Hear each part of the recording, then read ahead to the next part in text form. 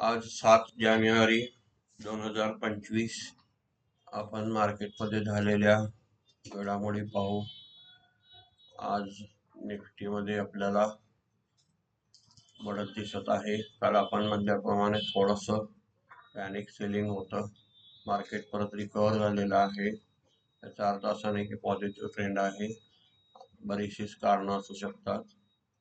सेन्सेक्समध्ये आपण आज बघितलं असता सेन्सेक्स आपल्याला 78,199 234 अंकांनी वाढलेला आहे. निफ्टीमध्ये 23,707 91.85 अंकांनी वाढलेला आहे. आणि इंडिया विक्स घटलेला आहे. मार्केटसाठी चांगला आहे.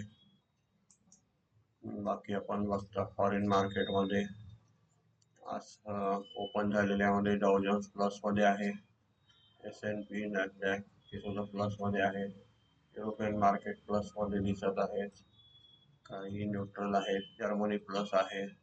गिफ्ट निफ्टी वाढून आहे आपली. हे थोडंसं प्रिडिक्शन उद्याच्या निफ्टीचं चालू असते. आपल्याला 80 पॉईंट इथं प्लस दिसत आहे. चायना सुद्धा मार्केट फार काय हे नाही आहे. म्हणजे HMPV व्हायरस जसं जसं त्याच्या न्यूज आपल्याला स्प्रेड होऊन त्याची खरी माहिती बाहेर येईल तसं मार्केट स्थिर होत जाईल असं वाटत आहे आता सध्या तरी. आता आपण या आठवड्यात महत्त्वाच्या गोष्टीमध्ये फायदा आठवडा थोडा बघूया. फॉरेन मार्केट पॉझिटिव्ह आहे. FI ने आज काय केले आणि आपल्या डोमेस्टिक इन्व्हेस्टरने काय केले इन्स्टिट्यूटने. FI ने कॅश मार्केटमध्ये 1491 कोटीचं विक्री केलेली आहे.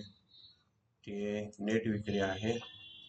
त्यामध्ये FI ने 7 जानेवारीला 11,726 कोटीचं खरेदी सुद्धा केलेली आहे. त्याच्या अगेन्स्ट 13,218 कोटीची विक्री केलेली आहे. डोमेस्टिक इन्व्हेस्टर इन्स्टिट्यूट फंडने 12,256 कोटीची बाय केलेली आहे आणि 10,641 कोटीची सेल केलेली आहे. आणि नेट बाईंग केले 1,615 कोटीची. आता आपण ऑप्शनमध्ये थोडं बघूया.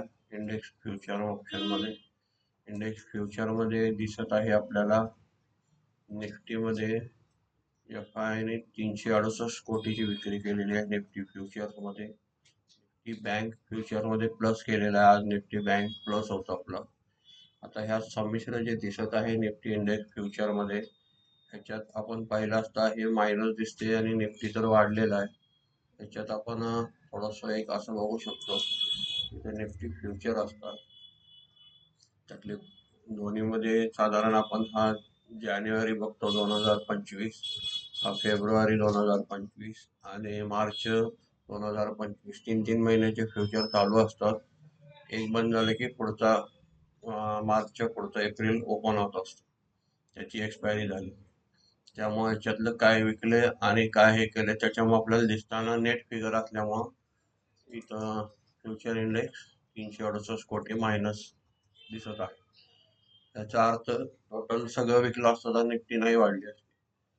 त्याच्यातल्या त्याने हेज पोझिशनसाठी कोणतं तरी फ्युचर जास्त विकलेलं असतं आणि ते तुम्हाला आउटस्टँडिंग आणि आपल्याला हे सर्व थोडंसं डिटेलमध्ये वेळ घेतला तर हे समजू शकतं. काय अडचण नाही आहे. त्याच्यात आउटस्टँडिंग पोझिशन बराचसाच डाटा असतो. तो स्टडी केल्यानंतर आपल्याला त्याचं कन्क्लुजन मिळतं. आज क्रूडमध्ये पाहिलं असता न्यूट्रल आहे. गोल्डमध्ये पण ठीक आहे, प्लस आहे. गोल्ड चांगलं वाढत आहे. म्हणजे इन्व्हेस्टरचं कॉन्फिडन्स आहे थोडा.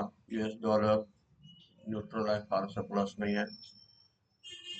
कमोडिटी बघितल्यानंतर आता आज आपल्याला एक ऑप्शन चेनमध्ये बघितलं असता इथं आपल्याला 30 जानेवारी निफ्टी फ्युचरमध्ये काय दिसत आहे बघूया. पुट ऑप्शन सगळे विकलेले दिसत आहेत. पुट ऑप्शन विकलेले दिसत आहेत. मार्केट वाढले त्यामुळे हे घटणारच होते पुट ऑप्शन. याचा अर्थ काल पॅनिक करून मार्केट सुनियोजित व्यवस्थित वाढवायचंच होतं आणि ते पॅनिकमध्ये खरेदी करायची राहून जात असते. परत इथं आपण बघितलं असता मोठे हर्डल सुद्धा दिसत आहेत. 24,000 जिथं कॉल साईड दिसत आहेत तिथं आपल्याला सगळ्यात जास्त व्हॉल्यूम दिसतो. Change in open interest plus दिसतंय, म्हणजे 24,000ला एक रेजिस्टन्स आहे. ह्याचा चार्ट बनत असतो ह्या डाटाचाच.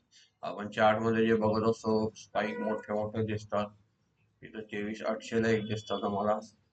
ह्या ज्या स्टिक बनत असतात त्या ह्या डाटाच्या चार्ट मध्ये स्टिक बनत असतात. तुम्ही हे बघायला जर समजायला लागलं आपल्याला, चार्ट सुद्धा समजायला सोपं असतं.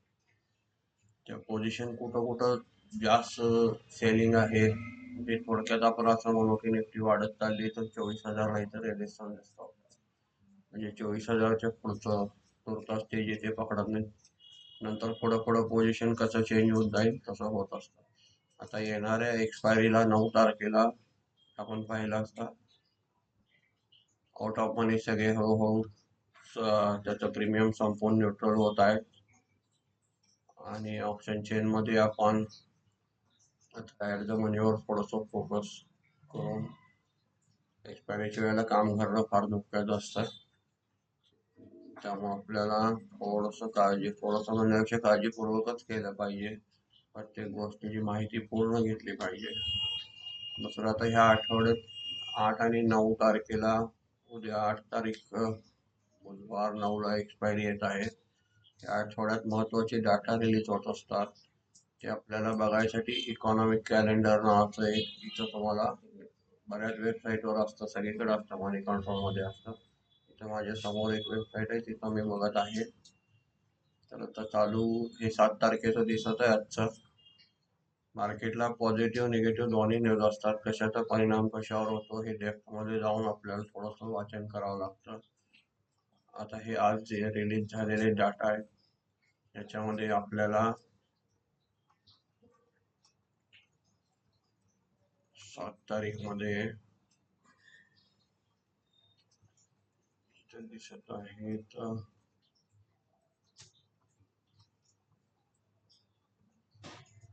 साधारण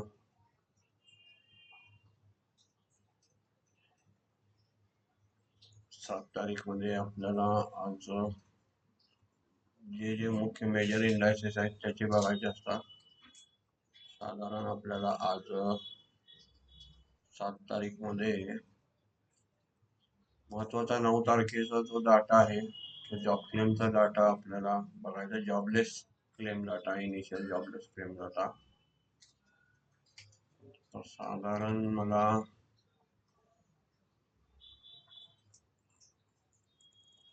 आपण रिफ्रेश करून बघितलं असता 9 तारखेला एक डाटा वेटिंग आहे, 8 तारखेला एक आहे.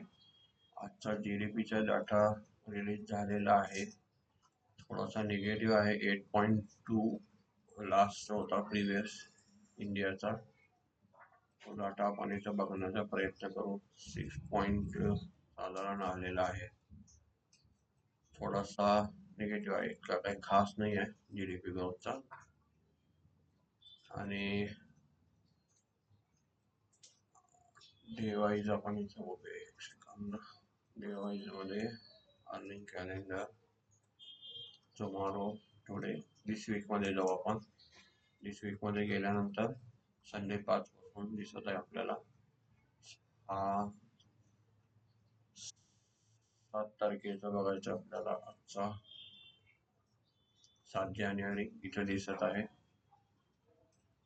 थोडस माहितीपूर्ण जर बघितलं तर मार्केटवर होणार इफेक्ट करणारे घटक आपल्याला समजतील.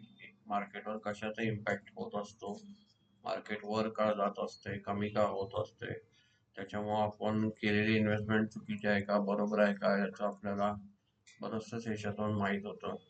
क्रूड इम्पोर्ट डाटा असतो इंडियाचा. आज हा जीडीपी अॅन्युअल डाटा आज डिक्लेअर झालेला 8.2% होता. प्रिव्हियस इथं दिसत आहे आपल्याला, हे प्रिव्हियस. आणि फोरकास्ट तिथं नाही आहे, पण आज ऍक्च्युअल जो झालेला आहे तो 6.4 इथं दिसत आहे, जो प्रिव्हियस पेक्षा कमी आहे. आणि हे साधारण 24 तासाचं घड्याळ आहे, त्यामुळे आपल्याला हे 5 वाजता मार्केट बंद झाल्यावर रिलीज झाला. कदाचित याचा खास परिणाम होईल मार्केटवर. पॉझिटिव्ह तर काय दिसत नाही आहे मला. दुसरं आपण वाचायचा प्रयत्न करू. 8 तारखेला उद्यामध्ये आपल्याला तारीख जानेवारी. उद्या येणाऱ्या डाटामध्ये आपल्याला जॉबलेस क्लेम कंटिन्युअस एक असतो आणि फर्स्ट टाइम म्हणजे त्याच्यात असं म्हणता येईल आपल्याला,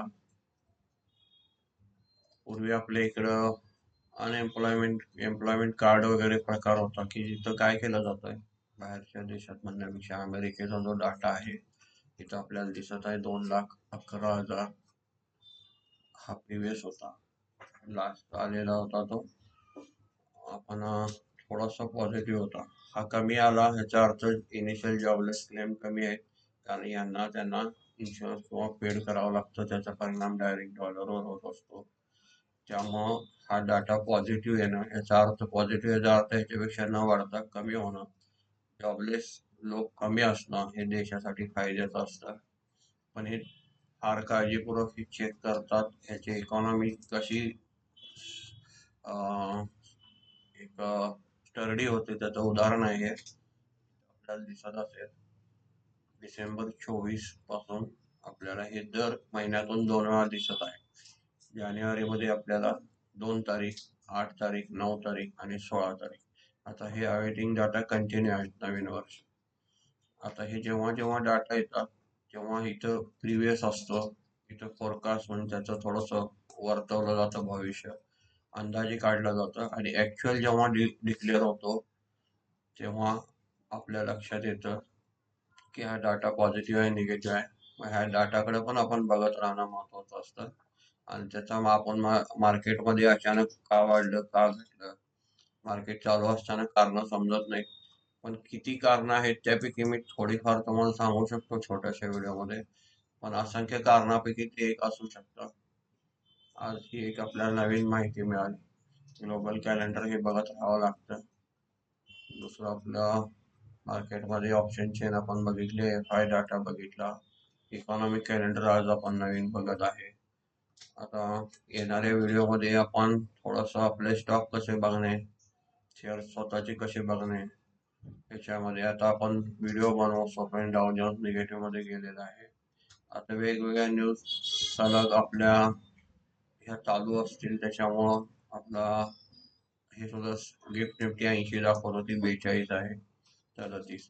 हे जे होत आहे ना हे सतत बदल होत राहतात जसे जसे डाटा रिलीज होतात. याला कोणतंही कारण नसतं, फक्त आणि फक्त न्यूज आणि माहिती ही आपल्याला करेक्ट आणि अपडेट असली पाहिजे, करंट अफेअर माहीत असले पाहिजेत. बरेचसे जसे फॅक्टर आहेत मार्केटवर परिणाम करत असतात, त्याचं सतत आपण वाचन करत राहिले पाहिजे, तर आपल्याला चांगला अंदाज काढून लॉंग टर्मसाठी व्यवस्थित आणि चांगली गुंतवणूक करता येईल. त्याच्यामुळे जेणेकरून आपल्याला पुढं आपल्या इन्व्हेस्टमेंटचे मोठे रिटर्न किंवा आपला स्वतःला मोठा सपोर्ट बनवता येईल. धन्यवाद.